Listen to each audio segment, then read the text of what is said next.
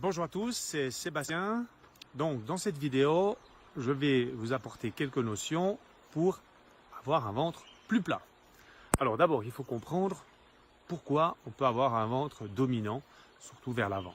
Alors première cause, ça peut être lié à l'alimentation, une alimentation qui est trop inflammatoire. Trop de produits laitiers, trop de produits céréaliers, trop de produits carnés. Donc tout ça va créer de l'inflammation, va perturber en fait votre microbiote intestinal, votre intestin, le faire gonfler. Donc vous aurez un ventre plus dominant parce qu'il y aura en fait des gonflements au niveau du tube digestif de votre intestin. La deuxième des causes, c'est la constipation. Vous êtes constipé, vous n'êtes peut-être pas la bonne position assise au moment d'aller aux toilettes. Et puis voilà, il y a de la constipation qui se favorise. Et puis voilà, ça s'accumule dans le tube digestif. Et puis voilà, il prend du diamètre. Et c'est une des raisons pour laquelle on peut avoir du ventre, c'est la constipation. Troisième des raisons, ça peut être des graisses qui sont abdominales, donc des graisses qui sont devant en fait ce qu'on appelle les plaques de chocolat, donc cette graisse qu'on va pouvoir pincer, vous avez stocké avec les années, avec le manque d'exercice et l'alimentation, des graisses abdominales.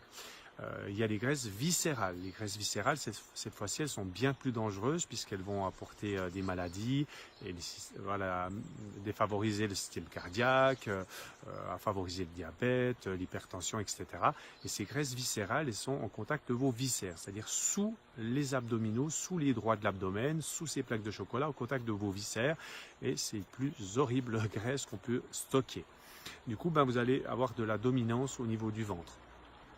Et il y a une cause aussi importante qui est le relâchement des muscles abdominaux. Donc il y a les droits de l'abdomen, les plaques de chocolat, il y a les obliques sur le côté et on a en fait un muscle qui s'appelle le transverse qui est en fait une ceinture qui permet de maintenir en fait les viscères vers l'intérieur. Et lorsque vos viscères sont relâchés, c'est-à-dire lorsque votre muscle transverse est relâché, ces viscères vont pousser, vont descendre vers le bas et ensuite pousser vers l'avant. Et vous avez un muscle relâché, du coup un ventre dominant.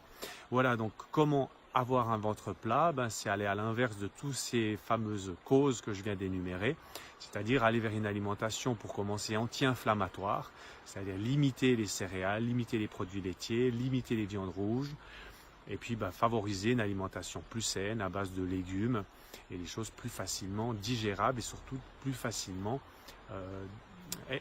que le corps élimine plus facilement.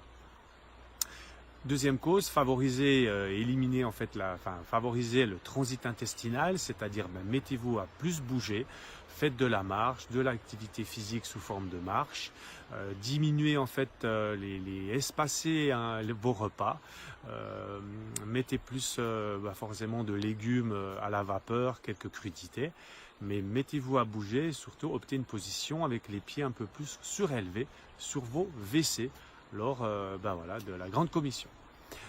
Pour ce qui va être des graisses abdominales, donc ces graisses qui sont à l'extérieur des abdominaux, c'est l'activité physique et un régime alimentaire adapté qui va pouvoir en fait éliminer ces graisses. Celles qui seront viscérales seront un peu plus compliquées puisqu'il faudra d'abord en fait éliminer l'inflammation au niveau de toute cette sphère digestive pour pouvoir en fait s'attaquer à ces graisses viscérales. Donc ça prend un petit peu plus de temps, mais adopter un régime plus pauvre en mauvaises graisses, en sucre transformé, en produits laitiers, et puis voilà, aller vers une alimentation plus saine, c'est-à-dire plus de légumes et plus de fruits. Attention forcément à la quantité de sucre que vous allez absorber journalièrement, bien sûr. Voilà, donc j'espère que ces quelques conseils auront pu vous aider.